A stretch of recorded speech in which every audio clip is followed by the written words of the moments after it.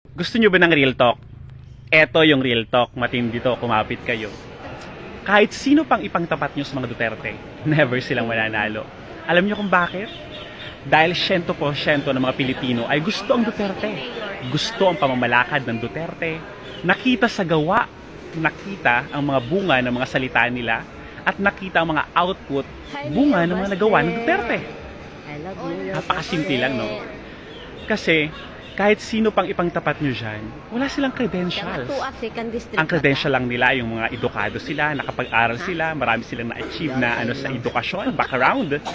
Pero pagdating sa public servant, talong-talo sila ng mga Duterte. Kukumpara nyo yung mga 8 diretso na yan, yung mga lugaw-lugaw na yan, malabong-malabo na ipangtapat sa mga Duterte yan. Dahil subok na yung mga Duterte, makatao at higit sa lahat, hindi plastic. Hindi yung pakitang tao at hindi yung pa mainstream media lang ang alam.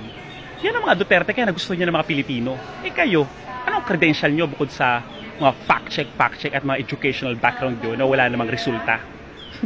Nakakaawa kayong tingnan dahil kahit ano pang habulin nyo sa mga plataforma at sa mga nagawa ng Duterte, hindi kayo makakahabol, hindi nyo matatapatan. Talo nga si Bongbong Marcos kung hindi lang kipag-tandem yan kay Inday Sara Duterte, di ba? At tingin nyo, nanalo siya, natalo nga siya ng isang lugaw.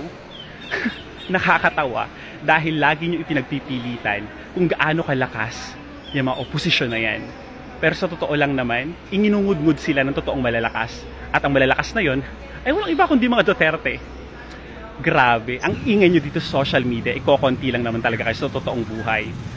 Ang pinakamaraming may ingay dito sa social media na against kay Duterte is mas marami din yung mga tao na hindi naka-social media at mas marami yung mga Pilipino na hindi tutok sa social media dahil panay sila gawa sa totoong buhay. Yan ang realidad na hindi nyo magagawang hiklatin at hindi nyo magagawang patumbahin ang mga Duterte. Good luck!